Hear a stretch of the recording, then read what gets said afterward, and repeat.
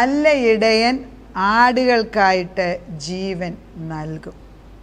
The good shepherd gives his life for us. നല്ല ഇടയൻ. ഇടയൻ ആടുകൾക്ക് വേണ്ടി ജീവൻ തരുമെന്നൊരു വചനം വേദപുസ്തകത്തിലുണ്ട്. അത് യേശുക്രിസ്തു തന്നെയാണ്. യേശുക്രിസ്തു പറഞ്ഞ വാക്യമാണ്. അതാണ് യോഹന്നാൻ്റെ സുവിശേഷം 10:11. അങ്ങനെയാണ് വായിക്കുന്നത്. 10:11 ഇങ്ങനെ വായിക്കുന്നു: ഞാൻ നല്ല ഇടയനാകുന്നു, നല്ല ഇടയൻ ആടുകൾക്ക് വേണ്ടി തൻ്റെ ജീവനെ കൊടുക്കുന്നു. അവിടെ നിർത്താം. ഞാൻ നല്ല ഇടയനാണ്. നമുക്ക് പറയാനൊക്കെ സ്വന്തം ഭർത്താവിനെ പോലും മക്കളെ പോലും ഒരു ലെവൽ കഴിഞ്ഞാൽ വയ്യായേ എന്ന് അമ്മയപ്പന്മാർ പറഞ്ഞ് ഞാൻ കേട്ടിട്ടുണ്ട്. ഭർത്താവ് വല്ലാതാകുമ്പോൾ ഭർത്താവ് അയ്യോ മതിയായേ എന്ന് പറഞ്ഞു. ഇവിടെ വന്ന് എത്രയോ സ്ത്രീകൾ പറയാറുണ്ട്, അയ്യോ ചതിവിൽപ്പെട്ടതാ ആൻറ്റി, അയ്യോ അല്ല ചിലരെന്നെ അമ്മയെന്ന് വിളിക്കും, അമ്മയെ ചതിവായിരുന്നു. കാരണം ഇപ്പം ഭർത്താവ് നേരത്തെ സ്നേഹിച്ച മനുഷ്യനെ അല്ല. നല്ല ഇടയന് വേണ്ടി ആരെങ്കിലും പ്രാർത്ഥിച്ചിട്ടുണ്ടോ? ഈ നല്ല ഇടയൻ എൻ്റെ ഭവനത്തിൻ്റെ ഇടയനായിട്ട് നിൽക്കുന്ന ഉടയവനായിട്ട് മാറിയിരിക്കുകയാണ്. അവൻ എൻ്റെ ഭർത്താവിൻ്റെ ബലഹീനതയെ കണ്ട് തന്നെ എന്നെ ഏൽപ്പിച്ചത്. പലപ്പോഴും നമ്മൾ നീ അല്ലാതെ ആരും അവർക്ക് വേണ്ടി പ്രാർത്ഥിക്കാനില്ല എന്ന് ഇവരോട് പറയും. പക്ഷെ അവർ കേൾക്കൂല. ഉടനെ ഓടും സ്വന്തം വീട്ടിലേക്ക്. അപ്പോൾ അവിടെ അമ്മയപ്പനെ നിവൃത്തിയില്ലേലും വിളിച്ച് കയറ്റി അവിടെ ഇരുത്തും. അയ്യോ അവർക്ക് പ്രയാസം. എന്നാൽ അല്പനേരം ഒന്ന് അവർക്ക് വേണ്ടി ഒന്ന് പ്രാർത്ഥിച്ച് ഒരു 6 ദിവസം ഒരു റിട്രീറ്റിന് കൊണ്ടുപോയി ഇരുത്തി. അതൊന്നും അവർ ചെയ്യൂല.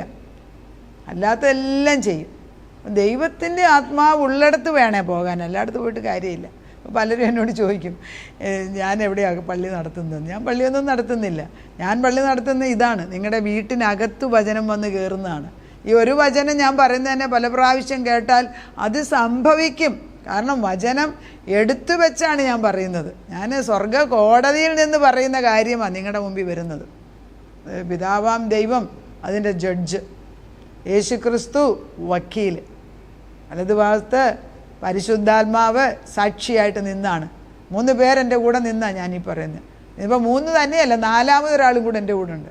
വചനം, ക്രിസ്തു വചനം തന്നെയാണ്. വചനമാണ് നമുക്ക് തന്നിരിക്കുന്ന ജീവൻ.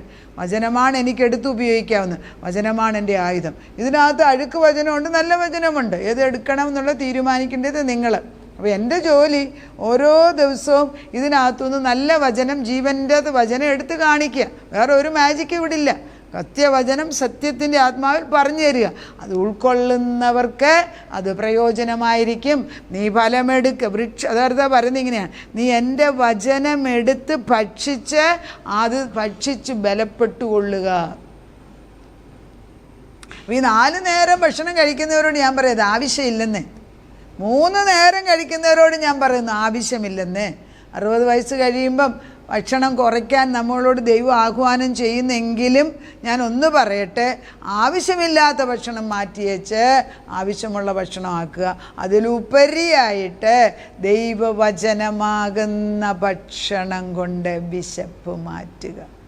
അകത്തെ മനുഷ്യൻ്റെ ബലമാണ് പുറത്തെ മനുഷ്യൻ കാണിക്കുന്നത്. കൂട്ടായ്മയിൽ തീർത്തും പോകണം. നിങ്ങളുടെ ഭവനത്തിന് സൗകര്യമുണ്ടെങ്കിൽ വീട് തുറന്ന് അനേകരെ വിളിച്ച് പ്രാർത്ഥിപ്പിക്കാൻ. ഒത്തിരി പേരെ വിളിച്ച് പ്രാർത്ഥിക്കേണ്ട, 4 പേര് മതി, 2 പേര് മതി.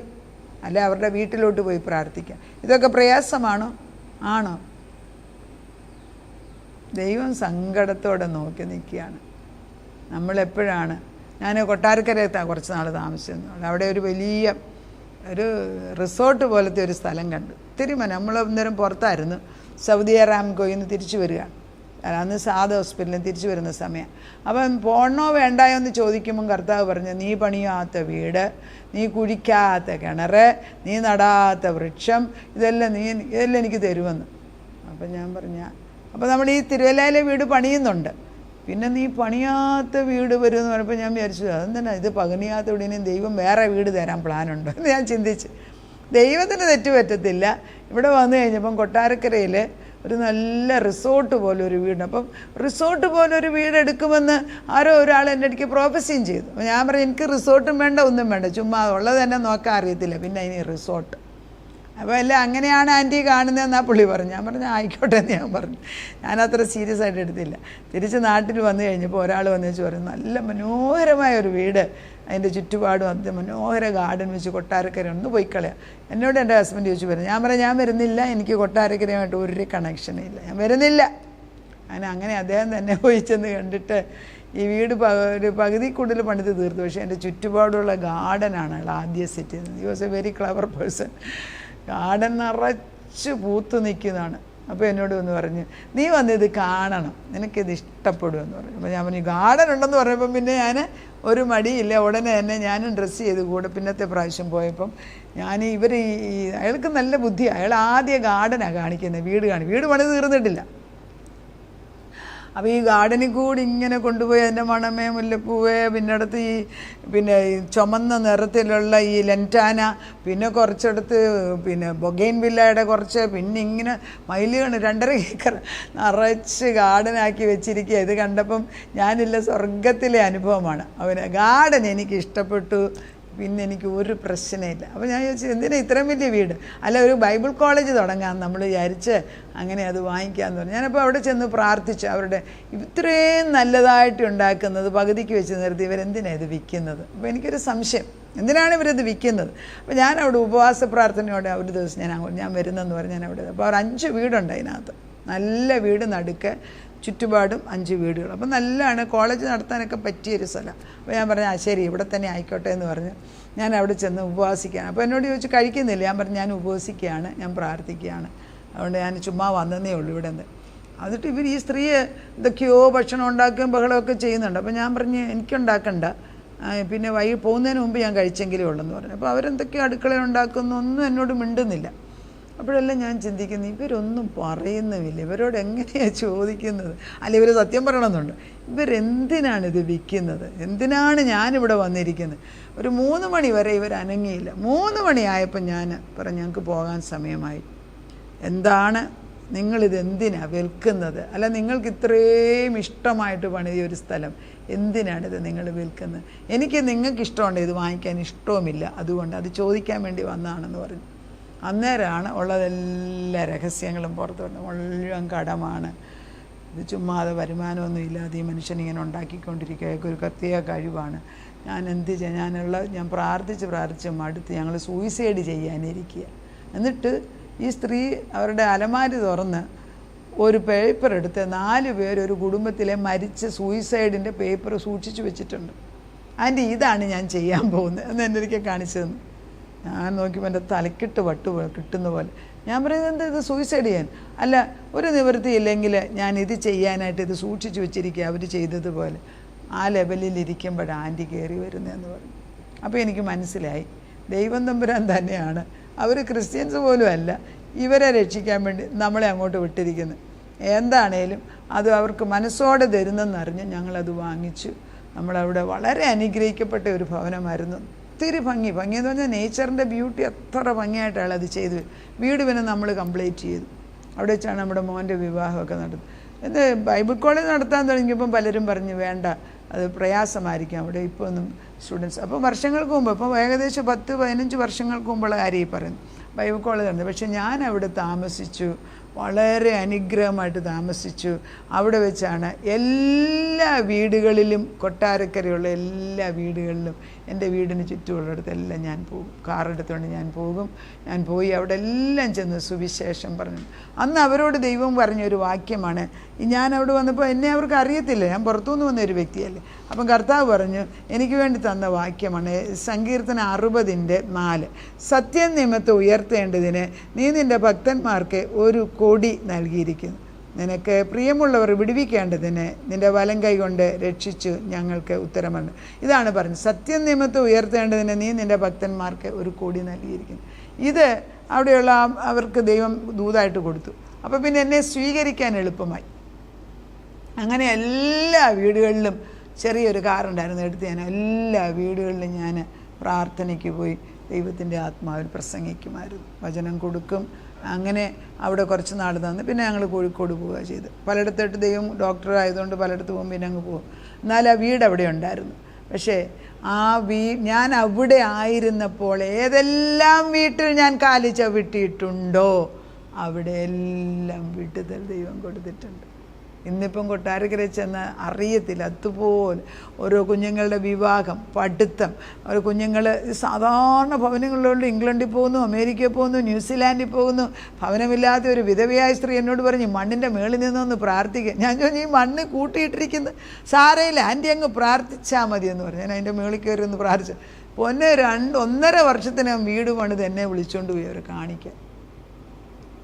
കരുണയുള്ള ദൈവത്തിൻ്റെ ഒരു നല്ല ഇടയൻ ആടുകൾക്കുണ്ടെങ്കിൽ അതിശയങ്ങൾ നടക്കും. ഒരു ദിവസം കൊണ്ടാണ് അല്ല, it takes time, but God is faithful. നല്ല ഇടയൻ ഉണ്ടോ അവിടെ അതിശയം വരും. നല്ല ഇടയനാണോ, അത് ഞാനും ദൈവവുമായിട്ടുള്ള ബന്ധത്തിൽ അറിയുന്നത്, വ്യക്തികളോടുള്ള ബന്ധമല്ല. അങ്ങനെ ഒരു ദൈവബന്ധമുള്ള ഒരു നല്ല ഇടയനെ കാണുന്നതാണ് ജീവിതത്തിൻ്റെ ഭാഗ്യം. നമുക്ക് ഭാരം വരുമ്പോൾ നമ്മളെപ്പോഴും ചിന്തിക്കും, ആരാണ് ഒരാൾ പ്രാർത്ഥിക്കാൻ പറ്റിയത്? ആ കറക്റ്റ് ആ വിഷയത്തിന് പറ്റിയ ഒരാളിനെ ദൈവം എൻ്റെ വീട്ടിൽ കൊണ്ടുവരും. അത് ദൈവത്തിൻ്റെ വിശ്വസ്തതയാണ്. അപ്പം നല്ല ഇടയൻ യേശുവാണ്. പക്ഷെ നല്ല ഇടയൻ അവൻ്റെ ജീവനെ നമുക്ക് വേണ്ടി തന്നു കഴിഞ്ഞു. ഇനി നമ്മൾ ഓരോരുത്തരും അവൻ്റെ ഇടയനായിട്ട് നിന്നാൽ അനേക ഭവനങ്ങൾക്ക്, ആടുകൾക്ക് വെളിച്ചം കൊടുക്കാനും പ്രകാശമായി മാറാനും ദൈവത്തിന് നമ്മളെ ഉപയോഗിക്കാൻ സാധിച്ചില്ലെങ്കിൽ ഈ ജീവിതം കൊണ്ട് എന്ത് നേടി? അറിയാം, എനിക്ക് കൊട്ടാരക്കര തന്നെ ഉള്ളപ്പോൾ എൻ്റെ അടുത്ത് ഒരു സ്ത്രീ ഉണ്ടായിരുന്നു. അവരൊരു പെന്തക്കോസ്ത് സ്ത്രീയാണ്. ഞാൻ ഓർത്തഡോക്സ് പള്ളിയാണ്, യാക്കോബ് പണക്കാരൻ. അപ്പം ഞങ്ങൾ ആ പള്ളിയിൽ ഇടയ്ക്ക് പോകും, അവിടെ വചനം ഞാൻ പറയും. പക്ഷേ ഈ പെന്തക്കോസ്ത് സ്ത്രീ എപ്പോഴും ഒരാഴ്ച ഒരു ദിവസം ഉച്ചയ്ക്ക് എൻ്റെ അടുക്കൽ വരും. വന്നിട്ട് അവരുടെ ഭാരം അവരെന്നോട് പറയും. അവർ സഭയിലെ വലിയ ആളാണ്. പക്ഷെ അവരുടെ ഭാരം ഞാൻ കേൾക്കുമ്പോൾ അവർക്ക് വേണ്ടതായിട്ടുള്ള ഉപദേശം കൊടുക്കും. ഞങ്ങൾ അങ്ങോട്ടും ഇങ്ങോട്ടും പ്രാർത്ഥിക്കും. ഫൈനാൻഷ്യലായിട്ട് ബന്ധനം ഉണ്ടായിരുന്നത് അഴിച്ചു പ്രാർത്ഥിച്ചു. അങ്ങനെ ഇന്ന് ആ കുടുംബം മുഴുവൻ. ഇന്നിപ്പോൾ അവരെ കാണുമ്പോൾ എനിക്ക് അതിശയമാണ്. അപ്പോൾ ഏത് ലെവലിലുള്ളവർക്കും ഭാരമുണ്ട്. ആണതോ മേളിലോന്നല്ല. പലർക്കും എൻ്റെ ഭാരം മറ്റുള്ളവരോട് പറഞ്ഞാൽ അത് ശരിയാകുമോ എന്നുള്ള ഭയത്തിൽ നിൽക്കുന്നവരുണ്ട്. നീ ഒരു നല്ല ഇടയനാണ്, സത്യം നിമിത്തം ഉയർത്തേണ്ടതിന് നീ ഒരു ചെങ്കോലായിട്ട് അല്ലെ ഒരു കൊടിയായിട്ട് നിൽക്കുന്ന വ്യക്തിയായിട്ടേ ആണെങ്കിൽ നീ ചെല്ലുന്നിടത്ത് ദൈവമാണ് നിന്നെ പറഞ്ഞു വിട്ടത് എങ്കിൽ ഇടയൻ ചെയ്യേണ്ട ജോലി നമ്മളിൽ കൂടെ ചെയ്തെടുക്കുമെന്നുള്ളതിന് സംശയമില്ല. ലിമിറ്റ് ചെയ്യാണ്. ദൈവത്തിന് ഇങ്ങനെ ചെറുതാക്കി വെക്കാതെ കർത്താവിൻ്റെ സിംഹാസനത്തിൽ നിന്ന് ഒഴുകുന്ന രക്തം, ജീവവെള്ളം, ആ ജീവനദി നമ്മുടെ ഭവനങ്ങളിലേക്ക് ഒഴുക്കുന്നതിന് ഒരാൾ ചെന്ന് പറഞ്ഞാൽ പോരെ. ദൈവം വിടുന്നിടത്ത് പോകണം. കർത്താവ് നമ്മളെ അങ്ങേയറ്റം സ്നേഹിക്കുകയാണ്. എൻ്റെ ഇടയൻ, എനിക്കതാണ് ഒരു പ്രത്യേകത. എൻ്റെ ഇടയൻ എനിക്ക് വേണ്ടി ജീവൻ തന്നെന്ന്. ഇനി രണ്ടാമത് ക്രൂശ കയറ്റണോ? അതാണ് ഞാൻ ചോദിക്കുന്നത്. ഈ പലപ്പോഴും നമുക്കറിയാവുന്ന സ്നേഹിക്കുന്ന ഒരു മക്കളുമൊക്കെ ദൈവത്തിന് വിപരീതമായിട്ട് ചെയ്യുമ്പോൾ ഞാൻ ഒരു പ്രാർത്ഥന പറയും, നിന്നെ വീണ്ടും ഉപദ്രവിക്കുകയാണോ എന്ന് ഞാൻ ചോദിക്കും. കാരണം അന്ന് ക്രൂശയിൽ ഏറ്റെടുത്തതാണ്. പക്ഷേ അതിനകത്ത് എന്തുകൊണ്ട് ഹീലിംഗ് വരുന്നില്ല? അതുകൊണ്ട് എന്തുകൊണ്ട് സുബോധം ഉണ്ടായില്ല? വീണ്ടും ക്രിസ്തുവിനെ ഉപദ്രവിച്ചിട്ടേ. അപ്പം നമ്മളാണ് ഈ നമ്മുടെ മക്കളോ അല്ലെ നമ്മുടെ പ്രാർത്ഥിക്കുന്നവരുടെ ബലഹീനതയ്ക്ക് കർത്താവ് അടികൊള്ളുന്നത് ഞാൻ കാണും. അത് കാണുമ്പോൾ എനിക്ക് വലിയ ദുഃഖമാണ്. നമുക്ക് വേണ്ടി, നമ്മുടെ മക്കൾക്ക് വേണ്ടി, വഴിമാറി നടക്കുന്ന ഭർത്താക്കന്മാർക്ക് വേണ്ടി യേശു അടികൊള്ളുന്നുണ്ട്. നമ്മുടെ കള്ളു കുടിക്കുന്ന ബലഹീനതയ്ക്ക് വേണ്ടി യേശു കരയുന്നുണ്ട്. പക്ഷേ പിതാവാം ദൈവം ഒരു ദിവസം സ്വർഗകോടതി തുറന്നു തരും. കടന്നു വാ, ആർഗിയെ എൻ്റെ മുമ്പിൽ വന്ന് പ്രാർത്ഥിക്കേ പറഞ്ഞു. അപ്പോൾ യേശു നമ്മുടെ കേസ് എടുക്കും. ഓരോ വ്യക്തികൾ എന്നെ കേൾക്കുന്നവരോട് ഞാൻ പറയട്ടെ, നിങ്ങൾ ഓരോരുത്തരും ക്രിസ്തുവിന് വേണ്ടി, ആടുകളല്ല ഞാൻ പറയുന്നത്, ആ ലെവലൊക്കെ കഴിഞ്ഞ് എൻ്റെ വചനം കേൾക്കുന്നവർ ഇടയനായിട്ട് മാറണം. ഞങ്ങളുടെ പ്രെയർ ഗ്രൂപ്പിലുള്ള ഓരോ വ്യക്തികൾ, ഇന്നിപ്പം പ്രെയർ നടത്തുകൊണ്ടിരിക്കുക ഞാൻ റെക്കോർഡിങ് ചെയ്യുമ്പോൾ, ഞങ്ങളുടെ ഗ്രൂപ്പിലുള്ള ഓരോരുത്തരും എന്നെക്കാട്ടി മനോഹരമായിട്ട് വചനം പറയുന്നവരായിട്ട് മാറിയിട്ടുണ്ട്. അതൊക്കെ കാണുമ്പോഴേ എന്തൊരു സന്തോഷമാണെന്ന്. ജീവവൃക്ഷം നിറച്ച് ഫലം കായ്ച്ച് നിൽക്കുന്നു. കടന്നു വാ ദൈവത്തിൻ്റെ ആത്മാവിലേക്ക്. നമുക്ക് പ്രാർത്ഥിക്കാം. നാഥ, നിൻ്റെ മുൻപിലേക്ക് കടന്നു വരികയാണ്. നീ ഒരു നല്ല ഇടയനാണ്. ഇടയൻ ഞങ്ങൾക്ക് വേണ്ടി ജീവൻ തന്നു കഴിഞ്ഞു. ഇനിയും പിന്നെയും അടുപ്പിക്കണോ ചോദിച്ചാൽ സങ്കടം. നമ്മുടെ മക്കളോ നമ്മളോ നമ്മുടെ ഭർത്താക്കന്മാരോ നിന്നിലേക്ക് വരാത്തപ്പം അപ്പച്ചൻ ദേഹത്തടി കൊള്ളുന്നില്ല എങ്കിലും വളരെ ദുഃഖത്തോടെ വേദനിക്കുന്നുണ്ട്, കരയുന്നുണ്ട് ഉള്ളിൽ. പുറത്തടി കൊള്ളുന്നില്ല എങ്കിലും ഞങ്ങൾ നിന്നെ മറുത്ത് പറയുമ്പോൾ നിനക്ക് ദുഃഖമുണ്ട്. ഞങ്ങൾ നല്ല ഇടയനായിട്ട് നിനക്ക് വേണ്ടി ജോലി ചെയ്യേണ്ടിയപ്പം പന്ന ഇടയന്മാരെ പോലെ പിന്നെ കർത്താവ് സിംഹവും കരടിയൊക്കെ വരുമ്പം ആടിനെ ഇട്ടേച്ച് ഓടിപ്പോകുന്നവന്ന് അങ്ങനത്തെ ഇടയന്മാരാകല്ലേ.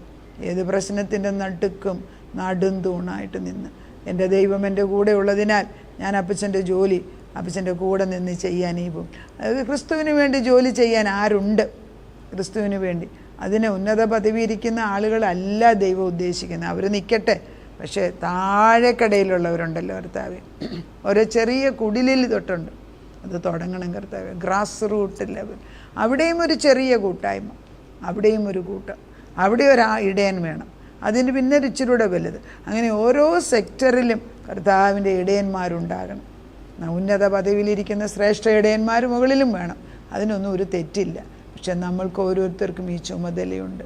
യേശു എനിക്ക് വേണ്ടി ക്രൂശിൽ കയറി ജീവൻ തന്നുവെങ്കിൽ നമ്മുടെ ജീവൻ യേശുവിന് വേണ്ടി കൊടുത്തിട്ട് അനേകരെ ഈ രക്ഷയിലേക്ക് കൊണ്ടുവരുവാൻ തലമുറകളെ എടുത്തുപയോഗിക്കണേ, ഞങ്ങളെ എടുത്തുപയോഗിക്കണം. അങ്ങനെ ചെയ്തുകൊണ്ടിരിക്കുന്നതിന് നന്ദി. പക്ഷെ തുടങ്ങിയ പ്രവൃത്തി പൂർത്തീകരിക്കാൻ വിശ്വസ്തൻ തന്നെ. യേശു ക്രിസ്തുവിൻ്റെ പൊന്നുനാമത്തിൽ അങ്ങനെ തന്നെ സംഭവിച്ചിരിക്കുന്നു. നന്ദിയോടെ സ്തോത്രം. ആമേൻ.